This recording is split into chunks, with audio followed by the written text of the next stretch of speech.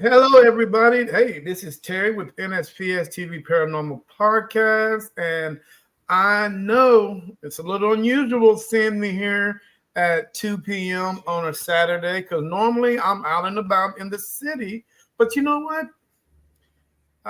Man, I had to take a quick flight, like a 2-minute flight out to Cali to do a show with a young lady and her husband out of California. As you guys know, I don't go into California to find paranormal investigators because most of them don't want to be found. So luckily, I found someone that would like to share their stories with me and just talk. So today I've got Pacific Coast Spirit Watch out of California. So Pam is here with us, but Robert will be here shortly. He's out at a softball game, I believe. Yeah, our granddaughter.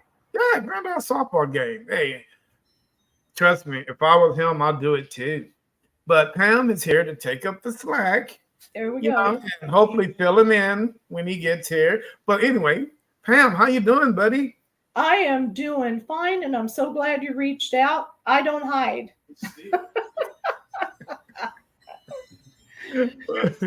Well, you know what? Thank you for accepting my call. I was really shocked when I reached out that someone actually picked up the phone or somebody normally returns my call. But oh man, every now and then, I guess people think I'm a telemarketer or something, because nobody really contacts me back, so on and so on. But hey, thank you for doing so.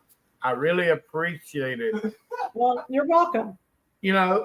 So what we're going to do, guys, we're going to go to a quick commercial and we're going to come back and we're going to talk to Miss Pam and see what's going on over there in Cali. California love. That's all day, every day out there. And you know what? And Californians love the party. Is that true? Y'all love the party, man. Hey, Well, Dr. Dre. I party at home. That's the best way to party. But hey, we're going to hit a quick commercial. Right. And we're going to come right back. So please, guys, stay with me.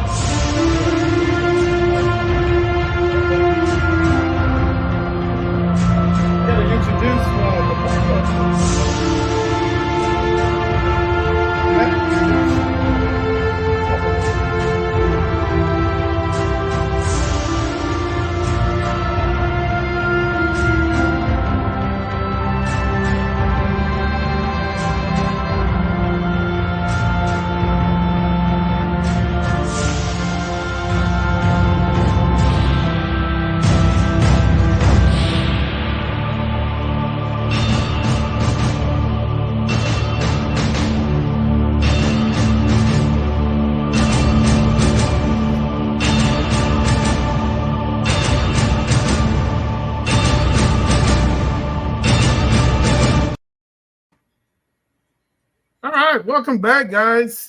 Terry with NSPS TV Paranormal Podcast on a Saturday afternoon, and I am in Cali. What city are you in? Sacramento. Sacktown. We talked about that, but my mind, hey, man, she's over there in Sacktown. Hey, a lot of things happen over there in Sacktown. Are you a Sacramento fan? Are you talking about the Kings? Yeah, the basketball? I'm not much of a sports fan. I like the Baltimore Ravens. Oh, okay. Here we go. Now you sound like my wife. The only reason why she liked the Baltimore Ravens is because they wear her favorite color, purple. Oh, see, I like it because of Edgar Allan Poe. Oh, well, okay. History, look good. History. All right. Hey, Cheryl Torres. Hey, how you doing today, ma'am? Appreciate you jumping in the chat. Cheryl is from deep. It can't get no deeper than South Texas. What was that? It's a motorcycle. Oh, but welcome to the show. This is Okay, Cheryl. California. Hey, you right? Cheryl, man. So many questions. I hope you can give me so many answers. Uh, First things first, man. The biggest question is, why is paranormal investigators so hard to find in California? What is going on over there? Well, I guess you're not looking in the right spot. Yeah. We've been doing this for about 13 years. Okay. And if it's a situation that I don't feel comfortable in, I generally will refer them to one or two other groups that will go ahead and take care of that. We have a theory that if we're not sure about what we're doing, we're going to make sure we find someone who is, because they're not calling us so that we can go investigate and say, yeah, you got a problem, and walk out. They want solutions. So if we can't give you a solution, we're going to find someone who can. Hey, way to go, man. Now, quick question for you. Kind of a weird question. What's your favorite color? Black. Well, I'm going to stick with orange. I don't have black. I'm going to stick with orange. I usually try the person that I'm podcasting with, usually try to, have their favorite color on the screen, to represent them. But StreamYard doesn't have black, at least not. Wait a minute. We'll try purple. I like purple too, so. Oh, let's see here. I'm well-rounded. Yeah, they got. Hold on. Hold on. I think I can do black. There we go. Oh, cool. I got it for you. Cool. Hey, actually, that looks pretty cool. Cheryl. It plays to the dark side of my personality. Oh, wow. Well, we're not going to talk about that till Robert get here. He would know more about that than me. You know what I'm saying? But well, you know what? It's good that you guys are keeping tabs what's going on over there, because I reached out to so many paranormal investigators, and and I didn't get a call back, and I got to the point, Pam, where, because I'm looking at your Facebook page right now, and the one thing that stands out that I really like the most about your Facebook page, it has a number on there. Yeah. And that's a great thing, because let's say, for an example, that you don't have that number, but you got your email right below it, and I can email you, true enough, but there is so much spam in email. Oh gosh. What's the odds of me getting looked over by, I don't get a lot of spam on that email, fortunately. And I'm like, and I get so frustrated when I email people and they'll get my email like 4 months later. It's like, oh, I saw your email. And I'm like, and I'm scratching my head, because by then I didn't forgot who you are. Yeah. And so on and so on. So I'm like, then, they're like, hey, man, I've been watching your podcast and I would love to come on the show and talk with you. And, and I'm like, well, oh, that's fine. I mean, I really love to, but dude, I have not heard from you in 4 months. Where were you 4 months ago? Exactly. And, and it says on your Facebook, you guys got a pretty big following. Yes. We've been very lucky, but then we've been doing this a long time. Okay. 5.2K. Oh, man. And we also, we don't take ourselves too seriously. Mm-hmm. And so if we go on, this was a long time ago, we did an investigation at McCollum Hill at the Hotel Leger. And it was hot. It's an old hotel. There's no air conditioning. And in the bottom, there's these two rooms. One looks like something out of a Dracula movie. It looks like they carved it out of a tunnel. Mm-hmm. Really, really cool. And the other one is just a meeting room where they were thinking about doing wine tasting and things. So my husband and another team member were in the other room, and we had security cameras set up all over the place. Mm-hmm. And we're all sitting there at the table. It's 2, 3 o'clock in the morning. Nothing has happened. We are getting really bored. And all of a sudden, this light shows. And everybody at the table is going, ooh, ah, clicking and talking and clicking. You know, we're taking pictures. We're all, finally, something's happening. Then all of a sudden, another light shoots. Oh, wow. Okay. And I'm going, okay. Then all of a sudden, there's a blinking light. I walked over to this hole that was in the wall that we had strung the security cameras through, and I yelled, Isaac and Robert, knock it off. They were playing a trick on us, and they were watching us and taping us as we were taking pictures and stuff. So, oh, wow. You got to have a sense of humor. Yeah. You got What's to. Up? Man, yeah, man. If it's that boring, and yeah, you gotta have a sense of humor. Chris, hey, what's up, Chris? How you doing today, brother? Hey, welcome. Join us, man, please. Today we're in California, man. And you know what? I'm looking on this young lady's Facebook page, and I'm pretty sure she noticed. I totally got the name wrong on the bottom that's strolling across. Yeah. I forgot. Huh? It's Pacific I forgot one word. Spirit Watch. Yeah, I forgot that one word. You know what? That, Pam, I should learn a lesson, because most of these things I'm doing for the podcast is in the wee hours of the night. And I know I shouldn't be doing this, because I should have my butt sleep. And I know that I'm going to mess up and do something wrong. And it never freaking fails. I forgive you. We forgive you. Thank you. You're welcome. Thank you, man. I don't know how I would. I'm feeling down right now. Oh, don't feel down. Yeah, I'm sorry. That's okay. You gotta uplift your spirits. Get the pun, spirits. Yeah, there you go. You know, first question of the day, man, Pam. And what do you think about? You know, you've been doing this for a while. What do you think the way that the paranormal are? What do you think? You know, a lot of people say a lot of different things. How do you think things are going for the paranormal? You know, the paranormal community as a whole. Are we going in a good direction, or are we taking 3 steps back?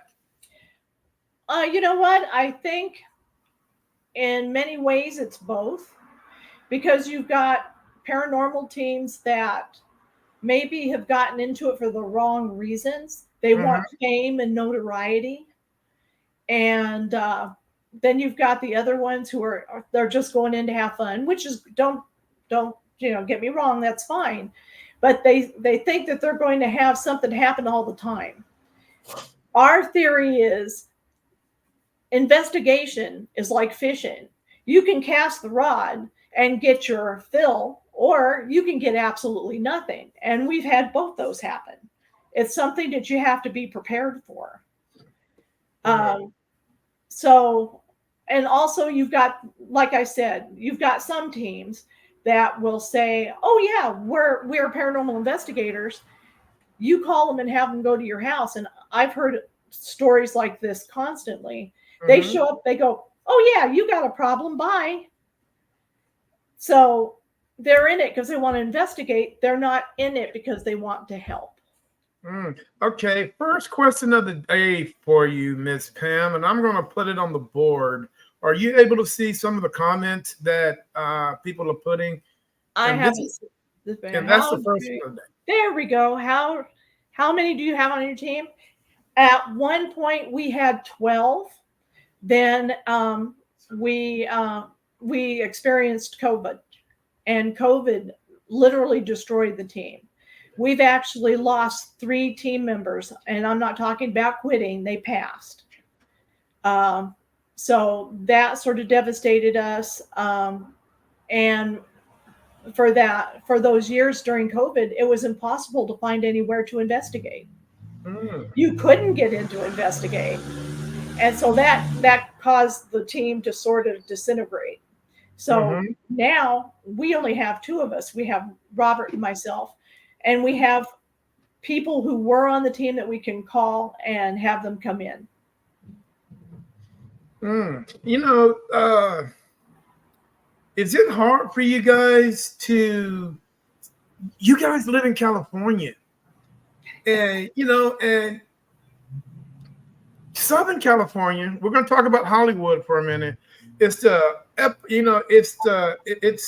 it's the epicenter of a lot of things. That's true. It's one of those. Hollywood is one of those places where you can hit it real big or you can hit it real small. Oh yeah, or not hit it at all. Oh, not at all. But if you're into paranormal investigating and you know the right connect, know the right people, you might shoot up for one season. Yeah. You did that one season, or you might not hit it at all. But the thing about Hollywood, and I always, when I talk to people that come on the show, is Hollywood making the right decisions for what we do and how we do it and how we present things to the community as a paranormal investigators? Or do they, sometimes they have a tendency of putting more into things than what it really is. True. Well, they have to have ratings. If nobody watches, there's no show. And Right. so when was the last time you watched a paranormal show where nothing happened? They don't show that. They don't show you all sitting around at a table or doing an investigation, and at the end of the day say, you know what, we investigated this place and we got absolutely no evidence. That's the reality of paranormal investigation. Mm-hmm. Hollywood has sponsors. And those sponsors want people to watch. And if you don't have something, they're not going to watch. Right. But one thing that, Pam, everything, there's like a cause and effect. For every action, there's a reaction. Right. Now, Hollywood is not looking long term into the effects that they have on certain people. That's true. With Van seeing is, I've always had a problem with Hollywood because, like I said, I don't like what they're doing. Yeah. And the way Hollywood is doing things now, it's going to affect generations from generations to come of paranormal investigators. For the simple fact is, today's up and coming paranormal investigators, they're not coming to me or you for advice. Okay. Okay, continue. They're not coming to me and you or those that's been in the field for a long period of time for advice.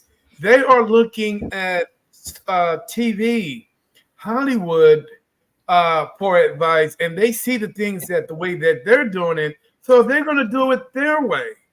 And Hollywood's way is, I can say, 95% not the right way of doing things. So, I think we're about to lose a generation of future paranormal investigators, just because they want to do it the quick way, the easy way. And to me,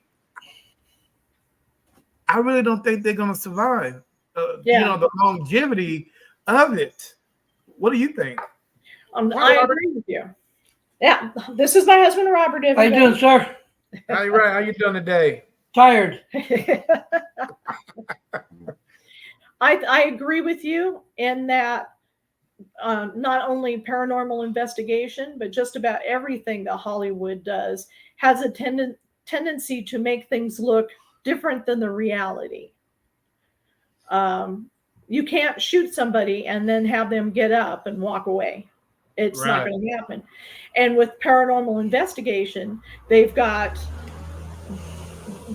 we have a theory. When I'm listening to an EVP, I will not use it if I have to have somebody tell me what that says, because you ruin it right there. What you hear and what I hear may be two different things. I'm going to get 2 or 3 people to listen to that EVP to confirm what it is that I'm seeing or hearing. Same thing with any photographs or video that we do. I will have Robert look at it. I'll call one of my friends and I'll say, this is what I want you to look at. Tell me what it is. Won't give them any information. And that's because it's the way it should be. But Hollywood has a tendency to want to give you instant gratification, and anything that's worthwhile, that's not going to happen. Right. And it's really going to be difficulty. I mean, it's really going to be difficult for these guys that are, that are coming up in the field now, that's starting now, because everything has been so backwashed for them. I mean, nobody wants to do that hard work. Everybody wants that now, immediate reaction. They want that evidence now. I got to have this right now. And I'm like, well, you're not. That's impossible. I mean, there's no way that's going to happen. Yeah, that's true.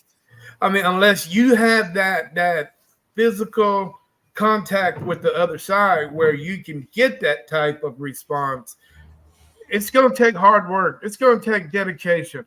You got to have a major support system behind you. You got to have that. You got to want it, to be successful in this. And man, kids are taking the toll road these days. Yeah, they are. I mean, they're looping around, man. There's a big loop around. They're going to take it. As far as us, if we're out there in the field, and like you're saying, Pam, but we don't get, we hang out for like 3 or 4 hours, and we don't get anything. That's fine. Yeah, I can accept that. But the thing is, I'm setting the foundation for the next team that comes into that location, because even though I might not get nothing, the next time, hell, it might be hella active. That's true. We've had several of those where we'll go in and we'll have to tell you Robert's story. You'll love love that one. I feel that paranormal investigation is like fishing. Yeah, that's what I just told. Oh, you did it? Yeah. Never mind. Okay. I beat you to it, honey. Sometimes you do, sometimes you don't. There you go. But my mother's buried up in Auburn, California. Okay. And I've taken my iPhone up there, and I have a basket that stays in the back of the truck, and I clean the headstone and polish it, and I talk to her. And I have not once received communication from my mother. But my father's buried in Reno, Nevada. And we will go up there. And I do the same thing. And I finally got up the guts. I put my iPhone down on the headstone. And I said, Daddy, all I want to know is that you and Mom are okay. Now, Robert's in the truck, so you can't hear him. You can hear wind, but there's nothing else going on around there. 3 or 4 weeks later, I'm at my job. I've got my headphones on and I'm listening to my EVPs, and I hear something. And I've been doing this long enough to know that you can convince yourself that you're hearing something when you're not. Right. So I walked over to a friend, handed her the headphones. I said, I want you to listen to this and tell me what you find. She comes back to my desk and she says, it's a man's voice. And he said, Pam. And I said, thank you, Dad. That's all I wanted. Just wanted you to tell me you're okay. You did, and I'm good. But it was clear and it was concise, and I had it validated before I got excited about it. Now, do you think, because I've heard a lot of people and a lot of spirits, they have these one-word conversations. Yeah. Now, do you think it's because they want to have that one word conversation? Sometimes it takes one word to actually get your point across. Right. Just like a kid, when you say stop, they know you better stop. So is it possible that a spirit or an entity or ghost can say a one word and you would know exactly what they mean to say by saying that one word? Yes. Yes. Yes. We've had several of those. Yeah. Where it's just one word. We went to a place called the KOP in Virginia City, Nevada. Mm-hmm. Virginia City's got more dead people in it than live ones. It's a wonderful place to investigate. And the KOP is the Knights of Pythias. And nobody had been in this building for months. We had the only key. And we go in during the day, as we always do, take pictures as sort of a ground, just so we have confirmation that there's nothing there before. That night we go up and we're in the middle of the area. And I'm not in their ceremonial area. I'm not generally one for provoking, but I must have had a bee in my bonnet. And I was doing this little dance and I'm going, I hear you guys were male chauvinist pigs and you didn't like women in here. Oh, wow. Now, Robert looks at me and says, knock it off. And okay. He says, knock it off. He's the location manager. I'm knocking it off. I go into the kitchen, beautiful kitchen. And I go, is there a party? Am I invited? And a clear and concise, not you, is what I got back. Oh, wow. We go back into the KOP, into there was a huge cherrywood bar with the gold vein mirrors behind it. There was a layer of dust on this bar because nobody had been in there. And like I said, who knows how long it's been, but there was a good inch and a half of dust all over paper and everything the dust was on. Earlier in the day, we took pictures. Nothing there. Robert goes, everybody come here. We look down at the bar and get out, clear as a bell, is written in that dust, but it's written in such a way that if you or I were to do it, we would automatically get all the way down to that cherry wood. It was not all the way down to the cherry wood.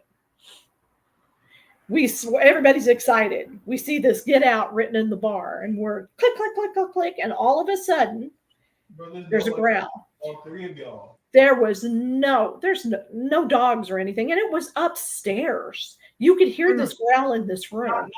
He looked at us and said, it's time to go. And we left and went to the Washoe Club. Onward and outward. Oh, wow. Let's talk about Sacramento for a minute, because okay, how haunted is Sacramento? Give me a little bit of history of that city. Well, let's see. You have to remember that there was a large Indian settlement here before the miners showed up and started taking over the land. There was a lot of murders. There are huge floods. Sacramento has been raised up because the floods were so bad that it took out most of the city back in the 1800s. It's said, although I'm not sure, that John Sutter had Indian slaves at Fort Sutter. And we've had a few interesting murders here as well. It's an interesting place to live, To say the least. But yeah, you've got the Indians, and then you had the miners, and then Dorothea Puente, who was a big serial killer here in Sacramento. We actually got to investigate the house twice, so that was a lot of fun. And the people who live there are a hoot. They have a great sense of humor about it. So, but you have to. Oh yeah, you definitely have to. If you're into this field, how big is Sacramento? Oh my goodness. We've got it's Sacramento in itself is not very big. We have different cities in it. We have Carmichael, Fair Oaks, Rancho Cordova, It's spreading all the way up the Yeah. hill to Placerville, which is heading toward Lake Tahoe. And then it's spreading up the hill on 80, which heads toward Reno. It's a good little cow town, It's- the regular city. You know, how does it? I mean, do you guys get out in the community and tell your community on what you guys do? We did. We have some friends who do a Pangea in June, and they invite us all the time to go there and explain to people what it is we do, show them evidence, talk about how you should do a paranormal investigation. So yeah, we do that. Whenever anybody calls and asks, we automatically will do that for them. And how did the community react towards you guys? I'm We've pretty always sure. had a good We have a good rep, but then there's another people that they don't have that good of a rep because they charge. We don't charge for anything. We don't believe that if you're in paranormal for the right reasons, you don't charge somebody to investigate their home. If there's something going on in someone's house, they need help. They don't need me to say, well, I need this much money for gas and I need this because I'm going to have to stay over in a hotel, or, or I charge a flat rate of this. We think that's wrong. And so we've always been received well. Yeah. Like, as I said to you in the beginning, if I'm not sure that I can take care of a person's problem, I'm going to refer them to a couple of other groups here in Sacramento that have good reps that I know will be able to help them with the situation. Okay, cool. Have you guys been in contact with your favorite historical society? Have you guys reached out to them for any, any problems that they might have? I go out. We go to the Historical Society. I also have access to the California State Library and a lot of the other libraries throughout California. I have a friend who's a research reporter. She used to do all research, and she helps me with trying to find out what the true stories are about. I want to know the truth. I don't want something that's color coded to make it look better.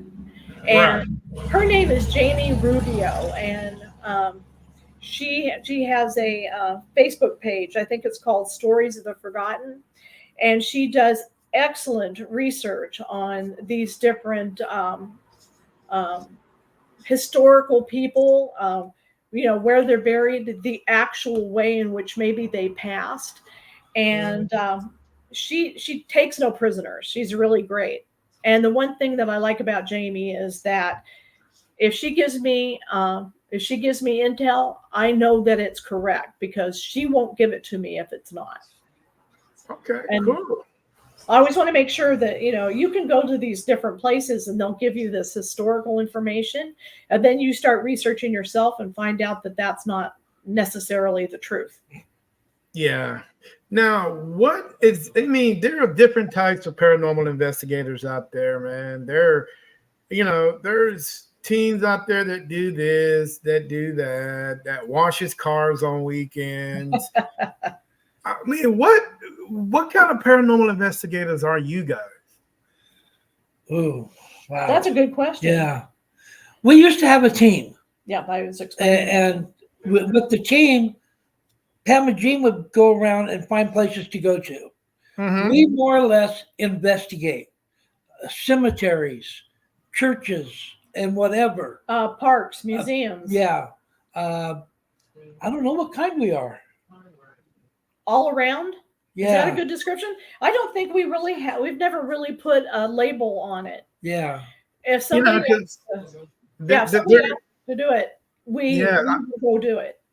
I mean, because there's so many different teams out there. See, my team, we were a validation team. We would come in and we would try to give you the answers that you won't prove that you cuckoo.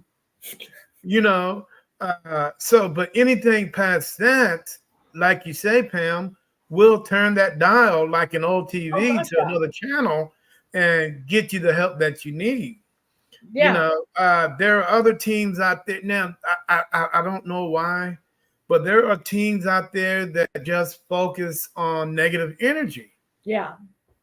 But the one thing about negative energy is just because you're an angry spirit doesn't mean you're negative.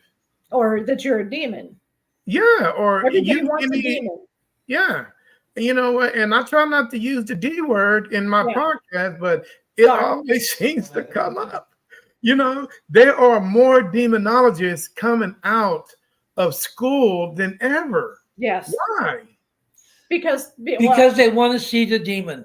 They want to have the demon. They want to say, "Oh, look what I got! I got a demon here." Well, not only that, but I think a lot of it is that they think that if they come across something like that, they can use it to their advantage to maybe, like you said, get themselves a season on the Travel Channel, or do something along those lines. A lot of people who get into paranormal investigation, and I'm not saying all of them, I'm just saying some, they're getting into it because they want fame and they think they're going to get fortune.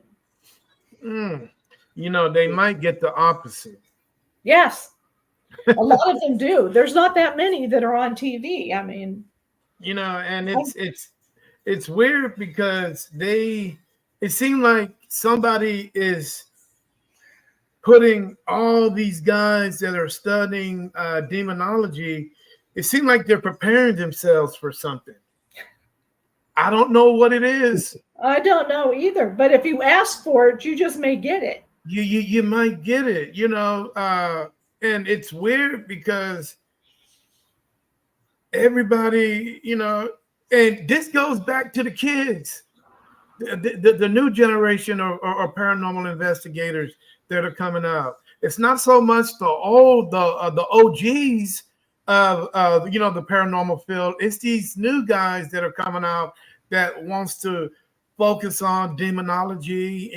Oh, I'm a demon. I'm a demon this. I'm a demon that. Well, hell, man, Pam, Robert, half of these kids can't even spell demon. So how in the hell are they going to possess? I mean, yeah, it's true.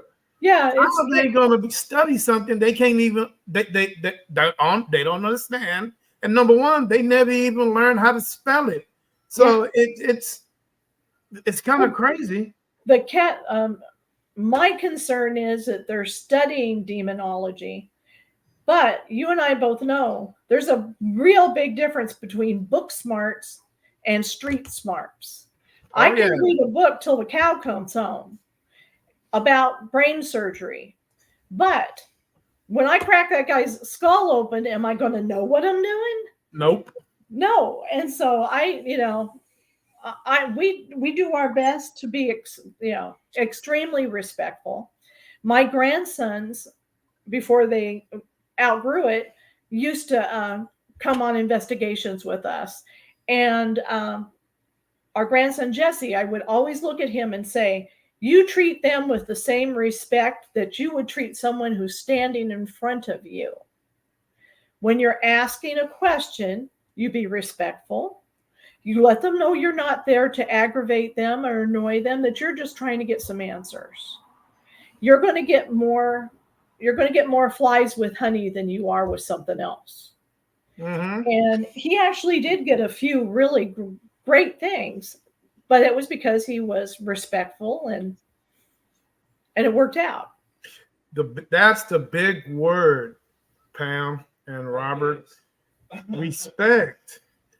Now, these new kids, and you know what? And it's not their fault, but I blame the parents because, you got a lot of kids today. It's not like when we were growing up. Our homes were built on the foundation of a mother and a father. Yes. I've never had, even though I was raised by my grandmother, there was always that male figure that was there. Mm-hmm. And, and she was married to him, but today, this day and age, it's single family households that no matter who it is, I mean, more so the mother, especially if you got a son, they're not that, and it really depends how stern you are with your kids. you know, in order for them to learn that respect. But a lot of kids are not respecting the elders these days. That's true. That's true. And the thing that gets me is if you're not respecting the elders, then who are you respecting? Nobody. Nobody. So that's problem number one. So when you go, if you tell yourself, hey, Robert, you know, I'm going to be a paranormal investigator and I'm going to have a bad attitude to match that. You know what I'm saying? So the thing, so what comes next is, let's say, man, you on your first investigation, you hanging around in probably one of the most creepiest cemetery ever. You by yourself, but you don't know how to talk to people because it's something that you didn't learn when you was a kid. No, ma'am. Yes, sir. You didn't learn that. So when you start speaking to people, you trust me, spirits sense things, you know, and they understand a lot more than we can possibly imagine. And the craziest thing is once they sense how you're trying to speak to them, it's not going to be good. No. Either you're not going to get no communication or they're going to tell you to get out. You know what I'm saying? Directly to the point, yes. But then they don't have respect for themselves. That's the other problem is in the way they were taught, not only were they not taught to respect other people, but they weren't given the tools to respect themselves. Exactly. Hallelujah. Amen. There you hit it perfect. Thank you know, and that's why I tell people this and trust me, Pam, Robert, it's going to trickle down not only this generation of kids, because if these generation of paranormal investigators aren't learning what they need to learn now, how do you think they're going to teach the next generation of paranormal investigators? Right. We're going to be long gone. We're not going to be able to help them. Yes. So what they learn now is what they're going to teach the guys in the future. And Lord knows. Yeah. Well, I feel sorry for them. Not only that, but in having disrespect for themselves and for other people, they have disrespect for the locations. Yes. Which is one of the things that has, I used to help with the paranormal tours on the USS Hornet in Alameda. It's one of the most haunted aircraft carriers that they had in the fleet. And I was never, ever surprised at how many teenagers would be on that paranormal tour and laugh and chuckle and make fun of other people. And we would have them escorted off the ship. Because if you're not going to be respectful to other investigators, you're sure as heck not going to be respectful to the spirits. Mm-mm. And sometimes the spirits let them know. We had a teenage girl that was acting up, and all of a sudden she got her tush pinched and she got her hair yanked, and nobody was around her, and that girl left the ship. But it was their way of saying, hey, listen, if you're going to act this way, this is what's going to happen. I won't put up with disrespect on an investigation. No, we have a rule. We will not go investigate anywhere where we do not have permission. We just won't walk in somewhere and go, hi, I'm here.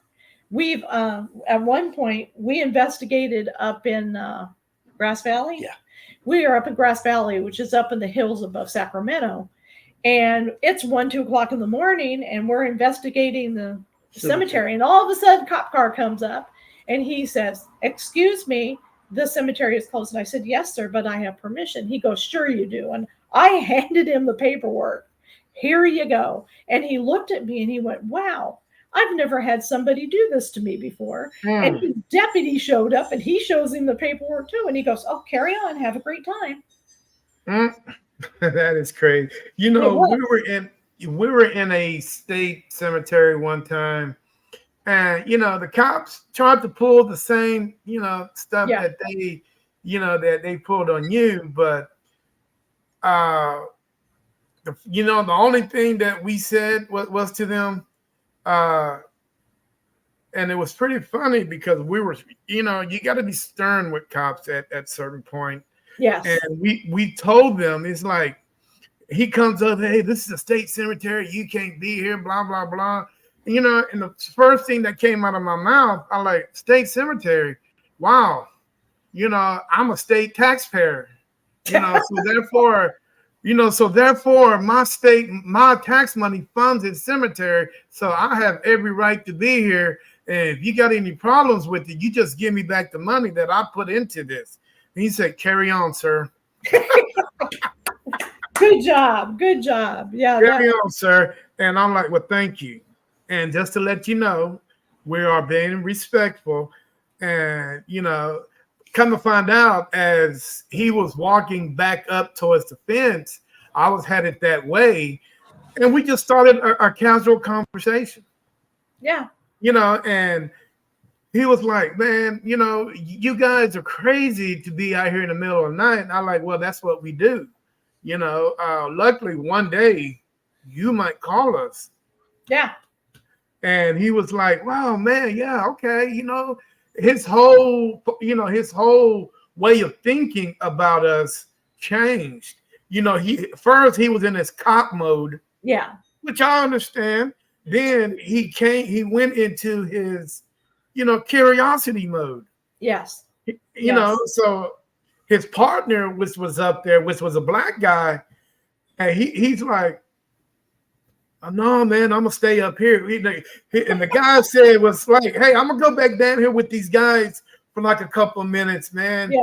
I'm gonna stay up here. The black guy like, nah, man, I'm good. I'm gonna stay right here in the car while you go down there and hang around. So the cop ended up going back down there, hanging out with us for like 20 or 30 minutes. And was happy. And we showed him so many different techniques. And Right. It seemed like he was taking it all in. He was like different techniques or, toys to investigate with, and so on and so on. So I think he might end up becoming a paranormal investigator when he retired. But it was pretty cool how and I understand that he had to put his cop, thinking on. But as actually he saw us, what we were doing and how we were operating. Hey man, you guys have a good night. We ended up taking a group picture together. And it was one of those things, man. Fun. It sounds like a lot of fun. It was great. Once they realize that you are not there to vandalize or destroy anything, you're there because you're truly interested in trying to get answers. Mm-hmm. Then the cop mode switches. Yeah. And they start going, oh, okay. And like you said, we were doing an investigation at a cemetery that's called Mormon Island. And the reason that we wanted to do it was because back when they first built the dam for Folsom. Mm-hmm. No, Mormon Island, the one with the people. Okay. And so what happened was they had removed bodies from the city that they were covering up with the dam water. They took those bodies out and they moved them to Mormon Island. And I would say 95% of those bodies don't have names. It just says numbers across the headstone, which is extremely sad. So what happened was we got to Mormon Island and they unlocked the gate for us and we're getting ready to set up.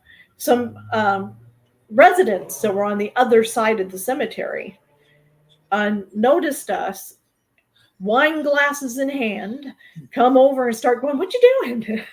Oh, wow, really? We follow you around, and we let him stay for a few minutes, but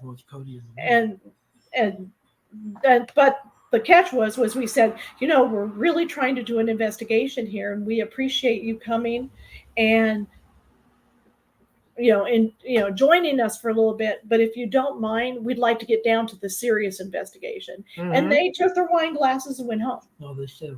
Oh, wow. No, they were living on the other side. But we investigated a place called Kilgore Cemetery. It's a great place to investigate because the police station is right next to it. And we invited one of our morning show hosts. He's on Good Day Sacramento. His name is Cody Stark. We invited Cody. He says, well, I'll meet you there at like 5:30 in the morning. Okay, fine. It's dark, but we don't care. We're used to it. Right. He gets in there and they opened up the gate. And also the mayor of Rancho Cordova, which is a suburb of Sacramento, was there with us. I gave Cody an Ovilus 3. And I said, this will tell you, this communicates with you and it'll shoot out words.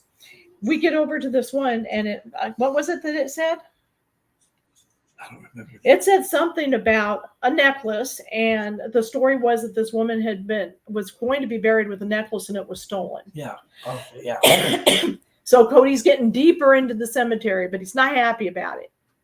And he gets halfway down and the obelisk goes, kill. And that man handed me that obelisk back and headed toward the gate. It was hysterical. He goes, I'm done. We're finished here. I'll just talk to you. Let's go back to the gate where the lights are. And I said, okay, well, let's go ahead and do that. But it was funny because he was having a great time until that one word came over. And if I remember correctly, the grave that he was next to was somebody that had been murdered. Oh, wow. Whoa. Somebody from the Donner. Interesting. Yeah, because there's a few people from the Donner Party that are buried in that cemetery.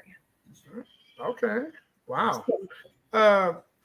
Robert, can I ask you a question, sir? Ask. How do you feel about ghost hunters? Are you talking about overall? No, I'm not talking about the TV show. I'm talking about Thank you. ghost hunters. How do you feel about ghost hunters? We were in Virginia City. No, he wants to know. Okay. We were in Virginia City, and we're sitting at this little restaurant, and over here there's these people. And I went over and I talked to them and says, wow, they were ghost hunters. Mm-hmm. And they were going to go up and do the opera house. Well, I went over and told her, and ever since then, it's been, where am I going now? Ghost hunters are all right. It's just it gave me an opening to start doing what I wanted to do. I don't dislike them. I think some of them are rude. Mm-hmm. But everybody has their own attitude. I feel that if you approach somebody with, how you doing, sir? Where you going? Have a good day. Instead of, what the frick do you want? You're going to get a good attitude back. We've got, we're associated with several different paranormal groups. And sometimes you'll have some that'll go, wow, Pam, come on over here. Let me tell you what we did. This is where the location was. If you are interested in it, let me get you a contact. And then you've got the other ones where you look at them and you go, oh, wow, you investigated? They go, yes, but I'm not telling you anything. The camaraderie seems to be diminishing. Yes. Yeah, that's a good word. Because everybody is so focused on themselves. With us, you look at me and you say, hey, I'd like to come on an investigation. Come on down. I'll take you and I'll teach you. Not a problem. But like you said earlier, some of them are in there for what they can do. And if it's a boring night, nothing happens, they're gone. You don't hear from them. So paranormal investigating people are just like anybody else. I was in the Marine Corps. Okay. And the Marine Corps is their own little Boy Scout group. And then you got the Army who's spread out all over. Be nice. I am, who's spread out all over. With a Marine, you go up to a Marine, you talk to them. And you don't see Army people doing that. It's how you relate to people. Mm-hmm. If you relate to somebody nice and kind, they're going to come back and relate back to you. So it's how you address them. I don't think that's... No, it's how you present yourself. Thank you. There you go.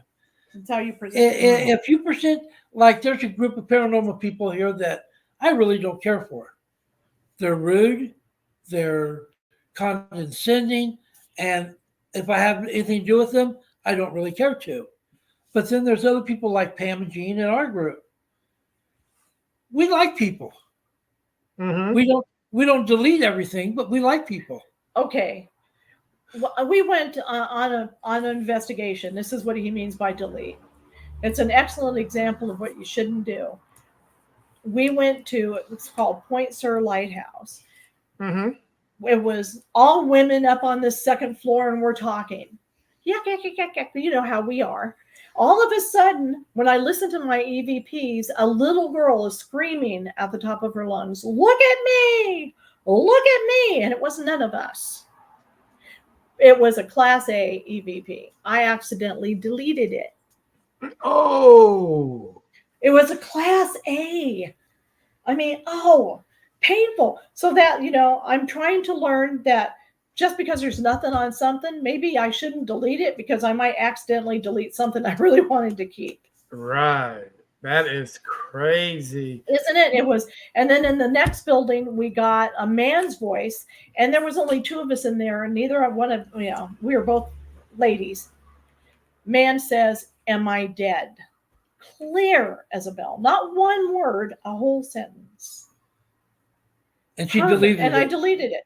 I deleted them. Ooh, you're going to be in timeout the next time you delete something. No kidding. Well, I've been on timeout for a while now. I used to go to the post office at the moment with stuff that she ordered, and I never knew what it was. And so, like, obelisk, dowsing rods, I don't know. Oh, I had a K2 meter, dowsing rods. I've got an SLR camera at the Connect. And he'd go to the post office and he goes, what did I buy now? Oh. We have a little remote control car with cameras on it. So yeah. Well, that sounds cool. One thing, ghost hunters sometimes have a tendency to stir things up in certain locations. They also have a tendency to, the thing is, when people don't know the difference between a ghost hunter and a paranormal investigator, and let's say, for an example, that I am a individual that has a resident and I'm having a situation, and and some people think, well, he's a ghost hunter. A ghost hunter. What's the difference between a ghost hunter and a paranormal investigator? Well, I'm going to call that ghost hunter, only for the simple fact he lives right around the corner from me. Yeah. And it's pretty obvious, in his clothes, he's right around the corner. He can get me the results that I need, but the word hunter. To me, ghost hunting and paranormal investigating, there's no difference. Yeah, there is. No, there isn't. One's a researcher. No. It's all the same. Okay. Because you got your paranormal. I beg to disagree. Oh, this is a good debate brewing here. I mean, it all works out the same. No, a ghost hunter goes in because they just want to find ghosts. Right. They're not really. But they're paranormal. But they're also paranormal. Well, no, because what they do when they find a ghost is they take I pictures. bowed to the person with more paranormal. Well, see the thing with the ghost hunter is, a ghost hunter is not going to be able to give you the answers that you need in a location. No. They will. A ghost hunter is a type of person that, that they're going to do it for fun. So they might not give you the answers that you want.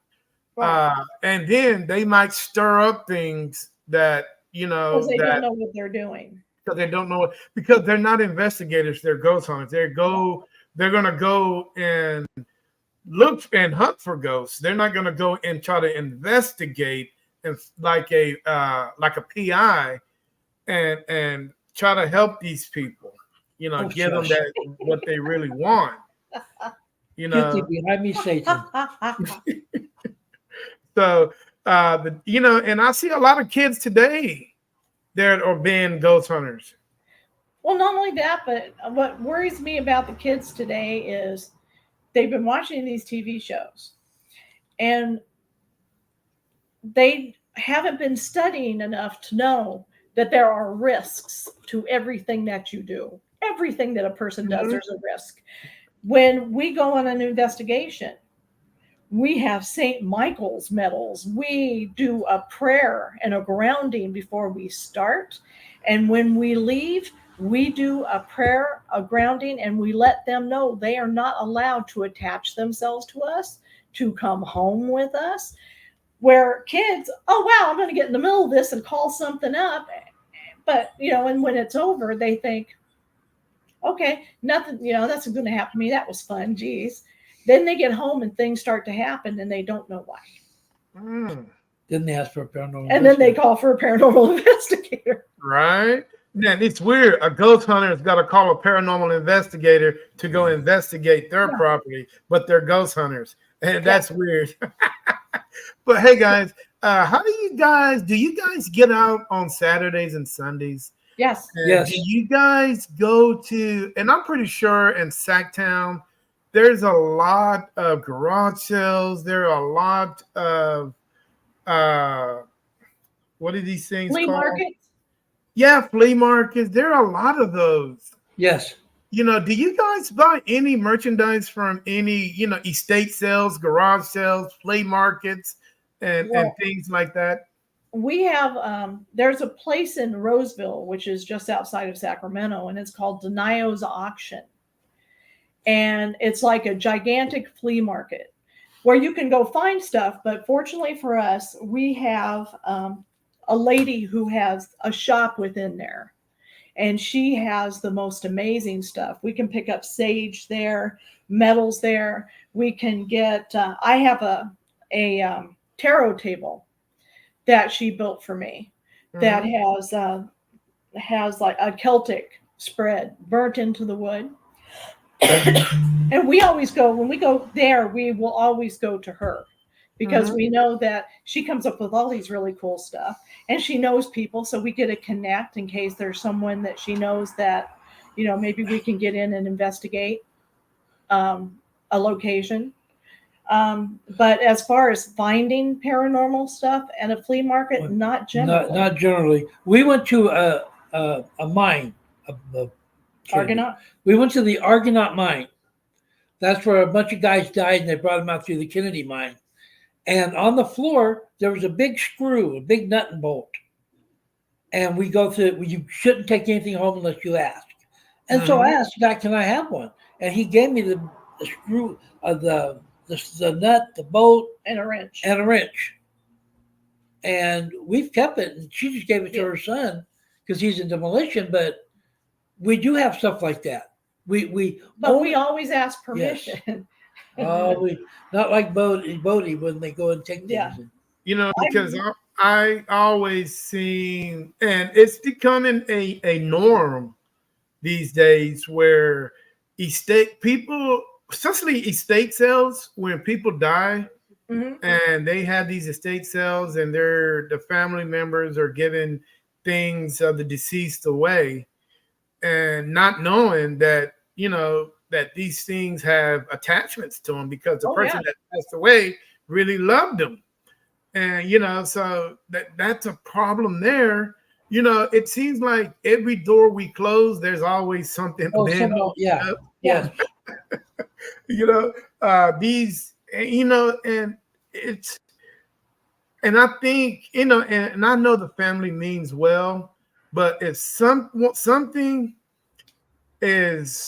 has a attachment or your father or somebody in your family, and that they love that item, why sell it? Yeah. Or at the very least, if you're going to do it, let them know that, the reasonings that you have for doing it. And if worse comes to worse, sage it. Yeah. Or, or better yet, just tell them, hey, my grandfather really loved, give them the heads up before they decide. Let them decide if they want to do that or not. Oh, yeah. Just don't throw that on there. It's like, oh, man, it's a great chair. And next thing you know, the chair is levitating 20 feet off the ground. Oh, I'd love to see that. Yeah, me too, man. I would be in on that. That would be something. Yeah, that would be something else, man. That would definitely be a ghost moment, missed history moment right there. I'm sorry, but yeah. Robert, how old are you, brother? How old am I? Yes, sir. I'll be 74 June 5th. Quit playing with me, man. Pardon? You're not 74. You're 24. Oh, thank you. I like you. I have to plug it in. I like Man. you. You're nice. Hey, man, I'm 24 too. Okay. I'm gonna wait for this question because I think she might want to chive on into this one too, because it's a pretty interesting question that I have for you guys, and I'm curious to see on what she might think on it. So I'll hold off on it until She's coming. She's coming. back. What are we doing? I plugged it in because it said the battery was getting low. Oh, okay. Okay, I'm ready. With both of us being, I'm 24, Robert's 24, and Pam, you're 20. I'm a great. Oh yes, I am. You're 20. The year is 2024. So what? 76 years from now, we'll be doing this whole thing again. We'll be coming into what? The year 2100? Something like that.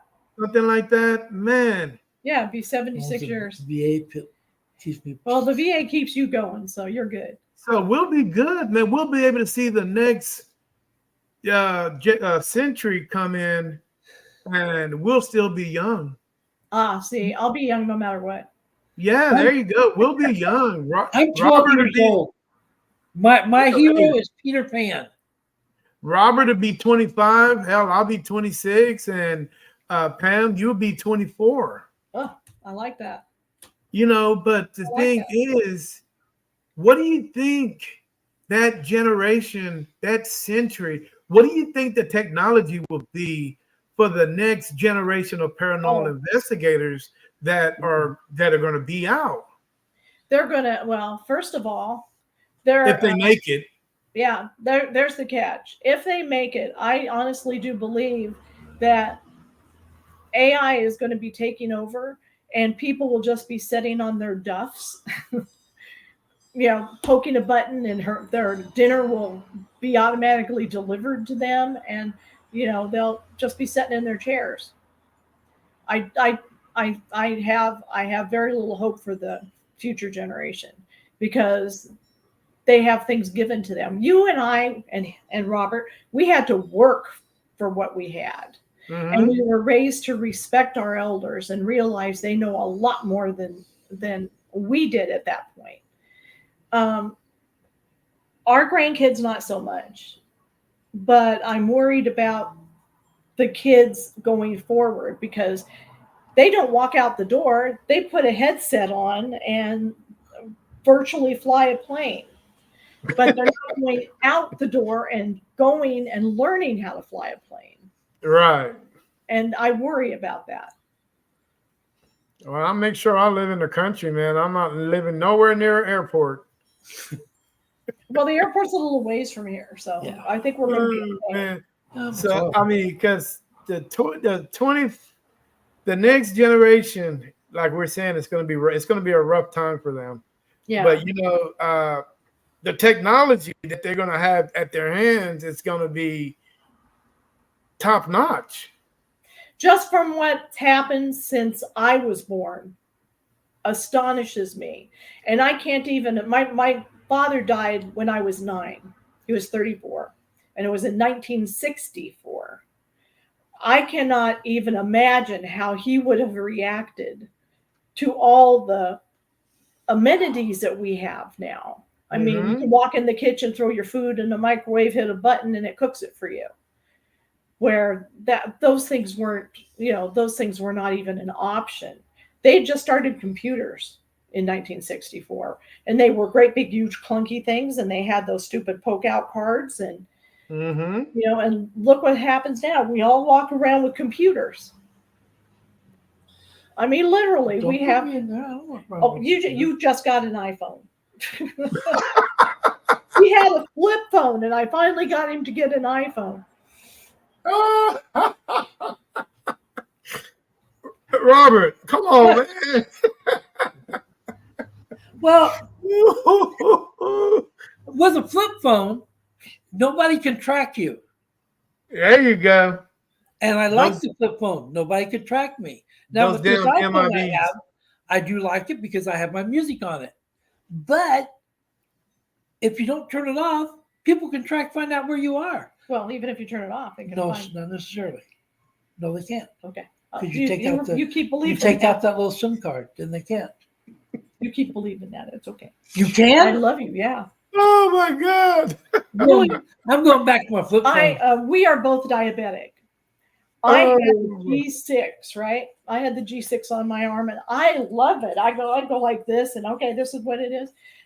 I tried to convince him to have one. Nope. And he said no, because they can track me. And you know what? He's right.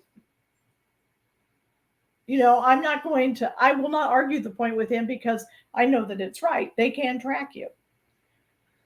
It's a scary time in this world, because privacy is something that's diminishing every second of every day.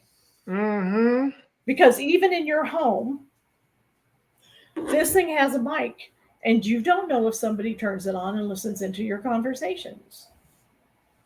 So I'm not going to give up technology, don't get me wrong. I just have, you're willing. Yes, I know. You'd love to bury it in the backyard. But at the same time, I have no misconceptions of what could happen as time goes on. Yes, time. How do y'all feel about time? It goes by. The older you It's get, the going faster it goes. Now, it's time. Time isn't on my side. Yeah. Time. Let's just say if there was no time. If there was no time, If there was no time. Life wouldn't be worth living. You don't think so? No. Nope. You got to have. You have to have goals. Yeah. You have to have dreams. And if you have no time, there's nothing to strive for. Now, if you didn't have time, you will be able to achieve whatever you want to achieve. Am I right? No, and because no matter how long it would take. Yes, but if you don't have time, it can take forever. You see what I'm saying? If there's no time, we wouldn't have had our kids, because the kids wouldn't grow up. There's no time. Think about it. You have a kid. It takes 9 months for the gestation period. If there's no time, Still going to take 9 months. no, it's not, because there's no time. You opened a can of worms. See, there you go. No I time. I understand what you're saying. Yeah, I have a tendency to look for the. I took classes as a paralegal. I have a tendency, and he'll tell you to watch these shows and go, but the loophole is this, and to have no time is a gigantic loophole. It's like the butterfly effect almost. Well, it would be the butterfly effect. Well, there's no time, so there's no but ripple. still would be like that, though. But yes, you just opened a big can of worms. I'm going to be thinking about this all day. Thank you, sir. Thank you. I'm going to be thinking about that, going, wow, really. That's what I'm here for, to put the what ifs in your mind. Well, you just put a big one in there. Well, it's just like being in the service. You have a certain length of time that you're supposed to serve. You do your first year and 2 months, and then you might want to do another year and 2 months.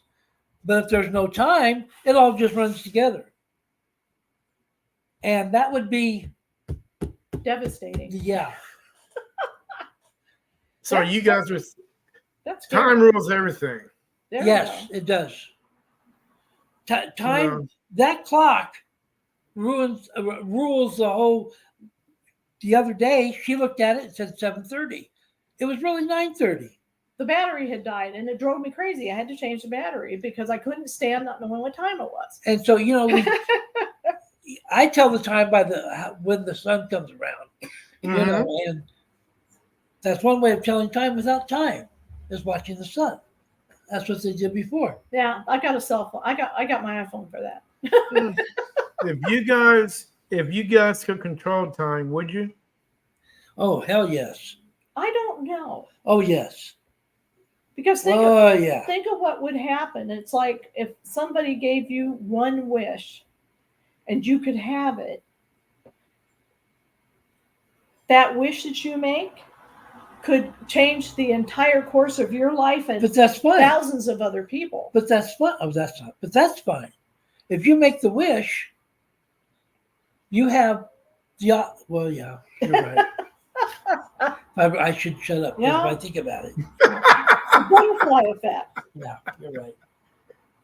You know, but the reason why I brought time up because it goes into the next question I'm about to ask you guys. Robert. Yes. This is going to be a question for you, and Pam is going to play a part. She's going to play a small part, but this question is mostly for you. All right. Does you guys have basements over there in Cali? No? I wish. Do you own? Excuse me. Do you own a bunch of tools? No. What about sockets, wrenches? Oh God, yes. Oh, I have a whole bunch of tools. Tons of tools. Okay, you got tools. Yeah. All right. Are you a hard sleeper or a light sleeper? Very light. How light? Really light. Really light. I get up and if she moves in the bed, I know she's moving. I get up sometimes 3 times a night to patrol the house. He has PTSD. I understand. And, I'm a very light sleeper. Unless she gives me a Mickey. Unless I slip him a Mickey. She takes this pill and she gives it to me if I haven't slept good. And, well, you know what, man? Hey, here's a remedy for that. Yeah. Go get you some double fudge Oreo cookies. Even though you're a diabetic, they got sugar-free double fudge cookies. Ooh. Yes, I know. Ooh. Now, go dip you about 8 of those things, and it's going to hit you right there in the stomach. Oh, yeah. It's going to hit you. Then drink you some milk and call it a night. And I guarantee you'll sleep like a baby. Ooh. Well, okay. Give that a shot. Now, to a certain extent, you're right. I have Girl Scout cookies, the peanut butter ones, the sandwich. Favorite time. And I ate these. Still, I wake up. I don't know why. I don't sleep as light maybe as I used sometimes do, but I still am not a sound sleeper. Okay, I never sleep soundly. Unless I slip him a Mickey or we try the Oreo cookies. We'll try. We're going to buy Oreo cookies after we get through here. Yeah. I'm telling you, man, those Girl Scout cookies, those peanut butter ones, man, they put a fingernail, put a peanut butter, and put the cookies together. Oh, yeah. They don't even put enough damn peanut butter on there. You know what I'm saying? I take them apart.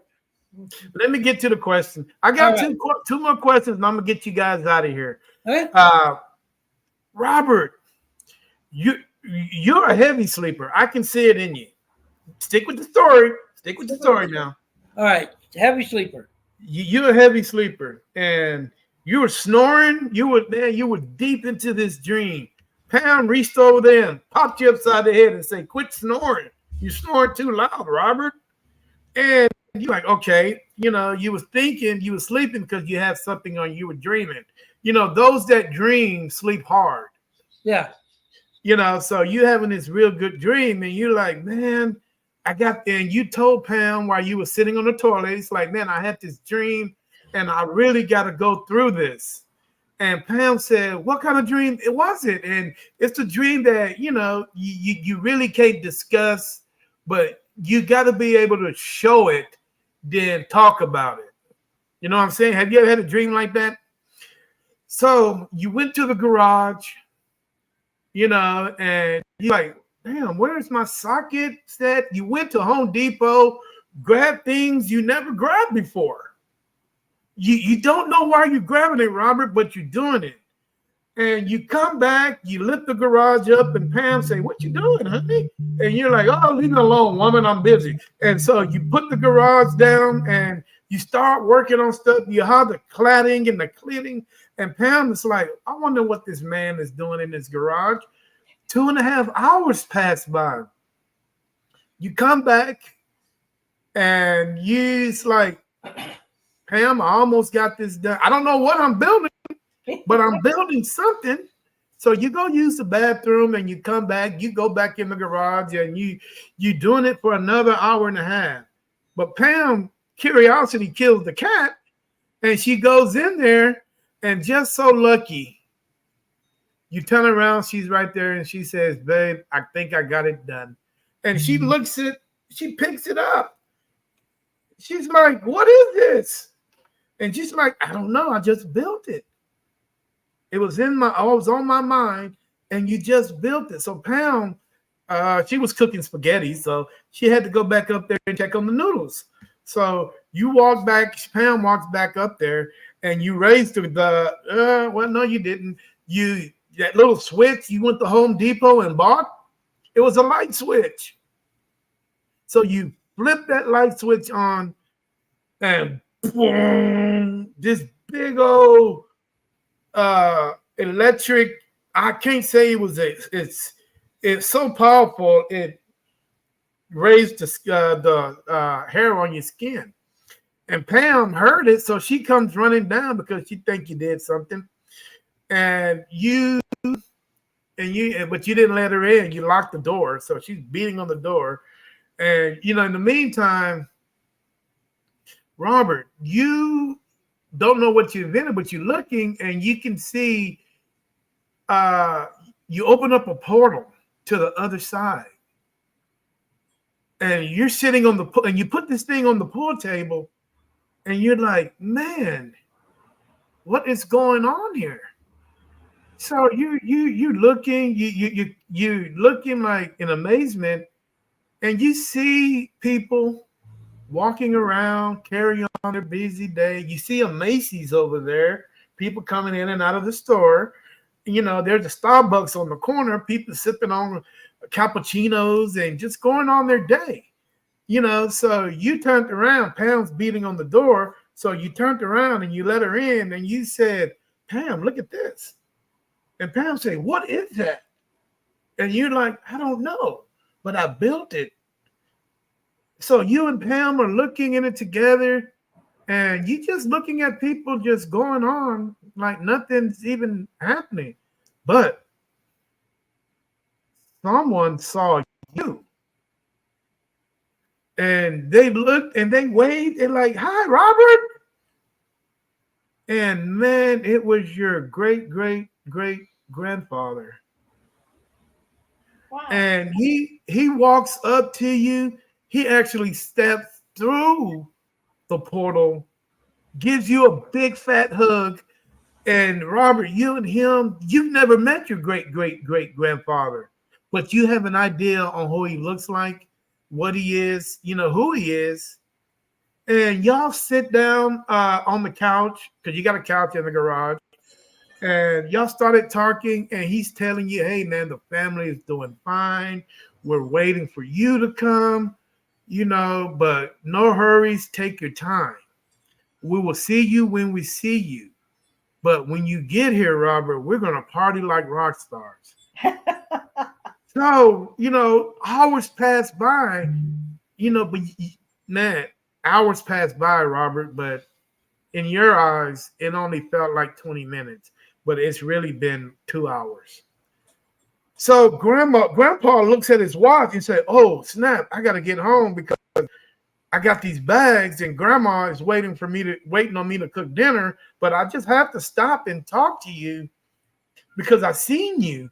And I just wanted to make sure that, hey, we love you. Everything's okay. When you get here, hey man, we're gonna stop at that Starbucks and we're gonna have a drink and we're gonna talk. And he jumps back into the portal, wave goodbye, and walks off. And the thing, and you look at Pam looks at you, and what, Robert? What the hell did you create? And Robert's like, I don't know. So you shut this thing off, and y'all look at each other, and you put it on the shelf. You forget about it for like a week or two, but you go back in the garage and you grab it, and he's like, and Pam's right behind you, and you ask Pam, what should I do with this thing? It's a great piece of technology. Is it possible that I can share this and we can make a lot of money? But Pam was like, Pam missed the person that's a little bit more see the big picture in the world. And she's like, Robert, after what we saw last week, I really don't think the world is ready for what you built. So I think we should put this thing back on the shelf until we come to a point in time where we can share this technology with the world. The question that I have for you, Robert, since you're the one that built this, and it's ultimately up to you if you want to share this with the world or you want to put it back on the shelf until you think mankind is ready for this. What would you do? I'd share it. You'll share it? Yes, sir. Why would you share it? So people can see where they're from, or go into the future and see where they're going. If I could go back in time, I'd have been an embassy guard instead of a grunt in Vietnam. And I wish I could have known that. But that's why. I wouldn't share it with everybody. I would pick the people I'd share it with. Okay. I mean, if somebody's having a bad time, I'd show them. This is what, things could be worse. I look at me. I was wounded by 3 hand grenades. Both arms, both legs, left side of my head's gone. That's a different day. But I see these guys, other guys, no legs, no arms. That could have been me. And hey, thank God in Greyhound I'm here. So, I mean, it's what? Nothing, I'm listening. So I would share it. Okay. I would share it. Go ahead. I'm sorry. As the builder, you have every right to do whatever you want to do with your device. And I wouldn't listen to it anyhow. What would you do with it? I destroy it.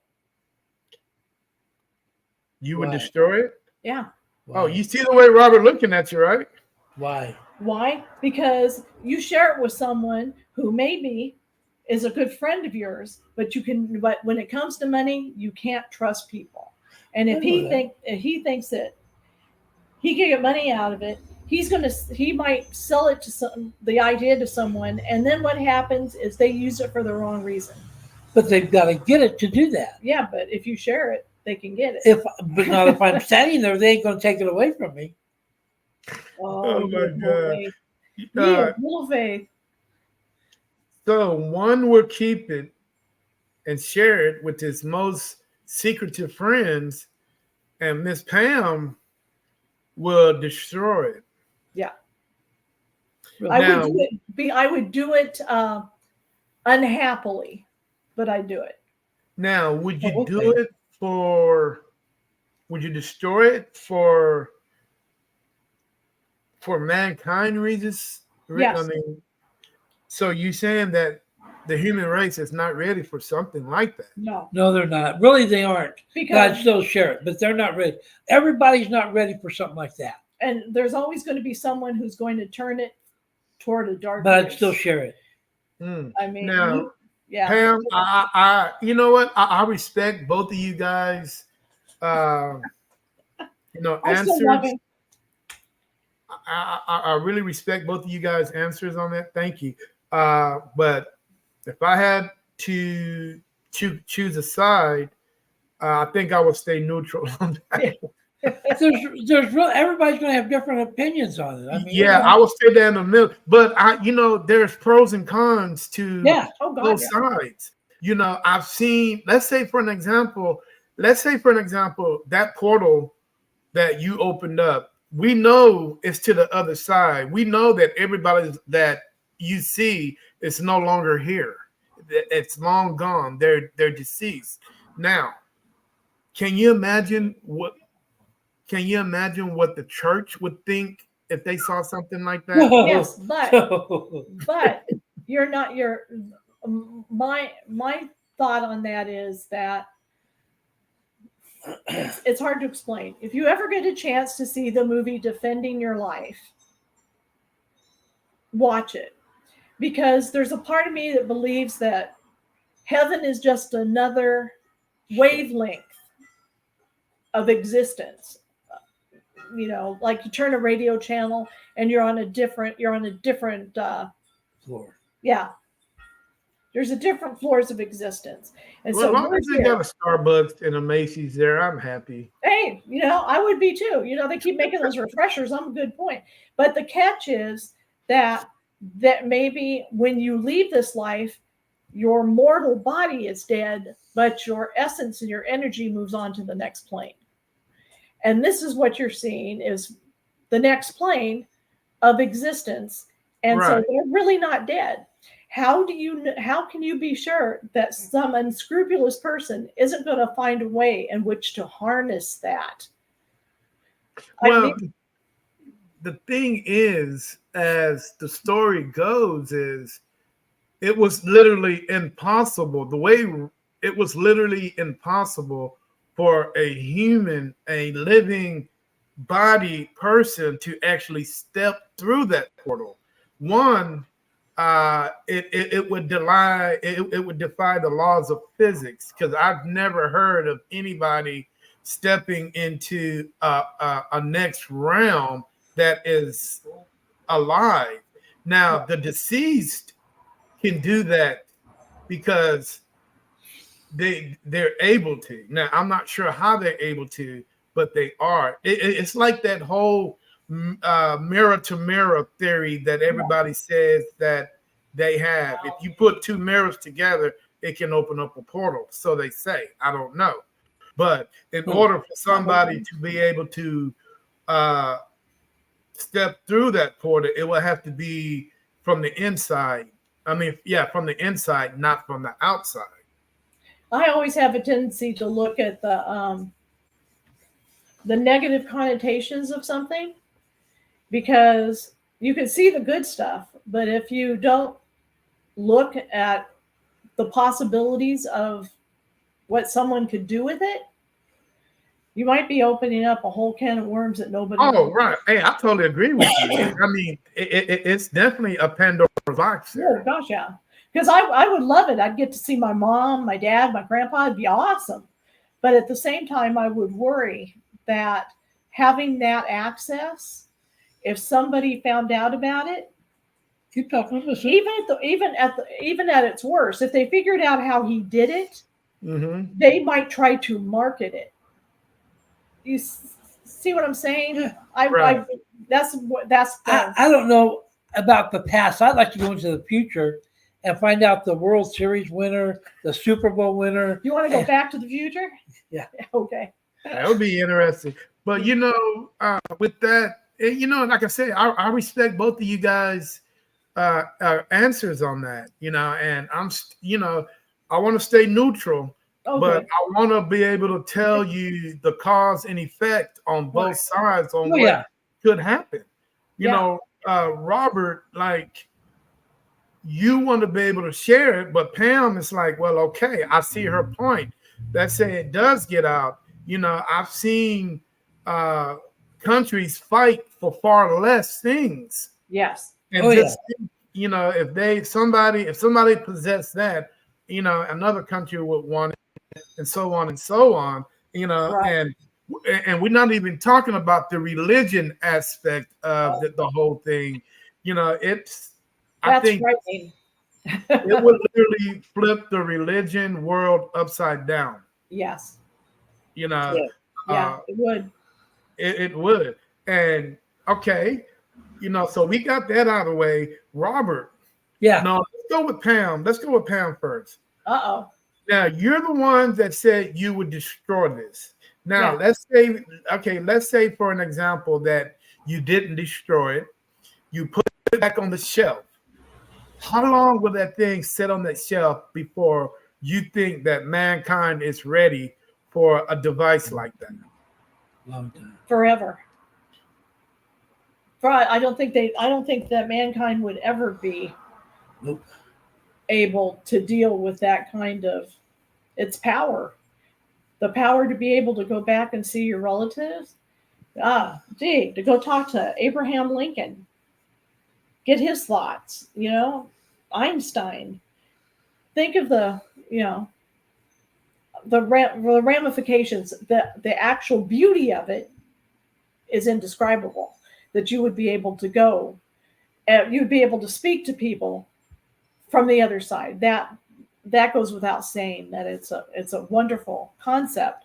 The problem is that if somebody gets a hold of it, people are by nature greedy. That's a good description. And that's because there's always going to be someone that's going to see the monetary value of that without thinking about the ramifications of either way. They don't even really care that they're going to be able to talk to their family. They're just interested in the monetary value of it. And sort of like time cop. Yeah. Okay, cool. You know, thanks. One more question, guys. Okay. One more question. Where would you guys like to go on your bucket list?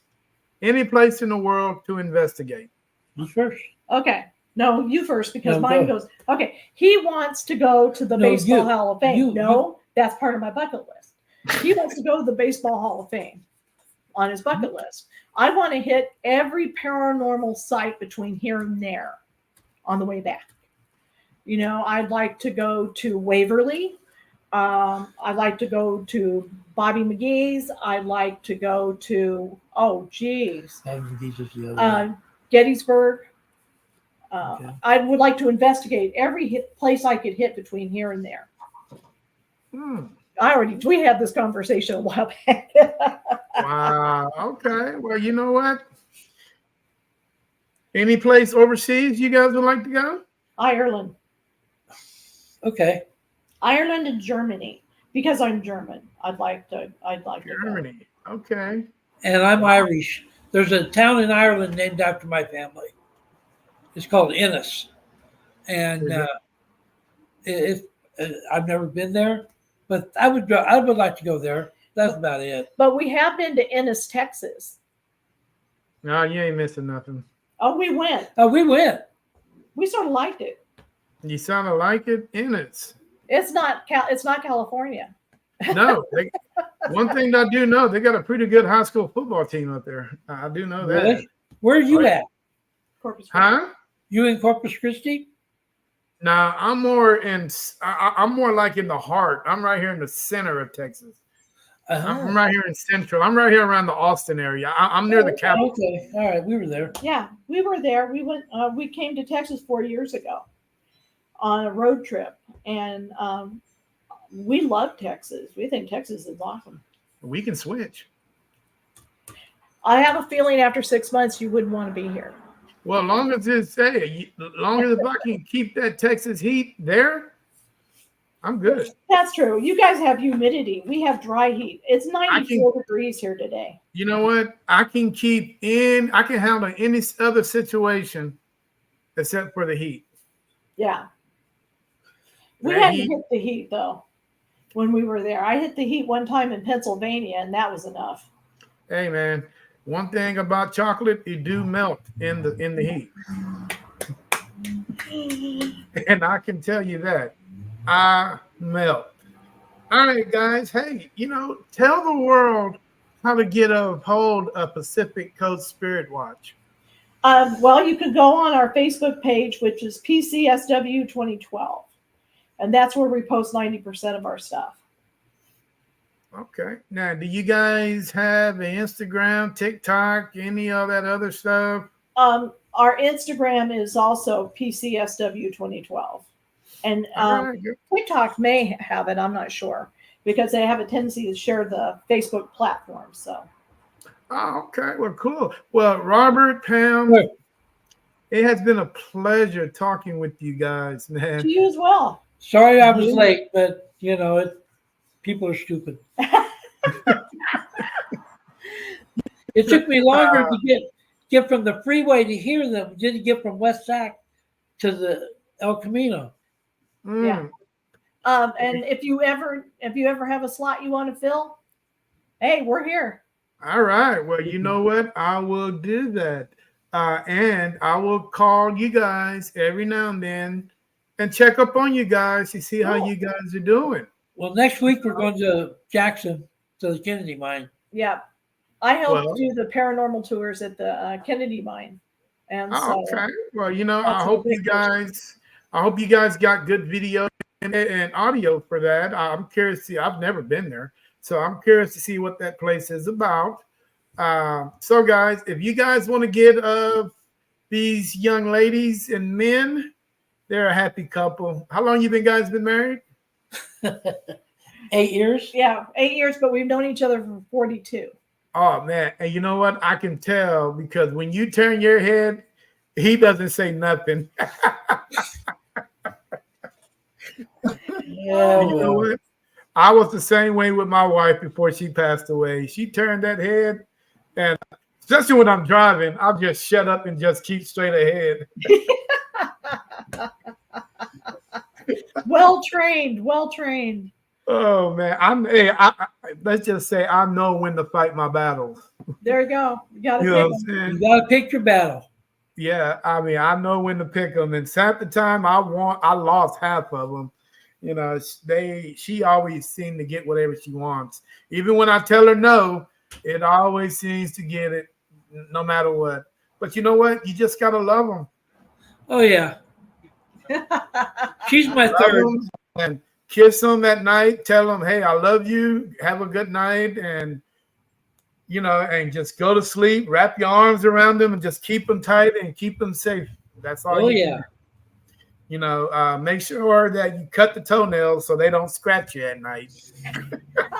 I only have 1 foot, so yeah, that would work. Oh no, I'm talking about hers, not yours. Oh. I let her go to. I go have a pedicure. See, well, there you go. Pedicures and manis are getting expensive. I don't know what they cost over there, but over here, they used to be. Hell, they used to be like $50 for 2. Now they're like $120 for 2. Yeah. Yeah, it's about $100 for both. I go get me a toenail clipper and a saw and saw them things down like that, and I'm doing myself. Well, guys, it has been a pleasure talking to you. I really enjoyed it. It's been fun. Yes.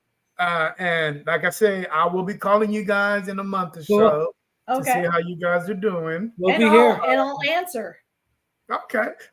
If you guys see me on another podcast, feel free to jump in and say hello. I will. Oh, we will. You know what I'm saying? If you guys ever get a chance to check out my TikTok, I got some very interesting evidence on there. Please go check it out and tell me what you think.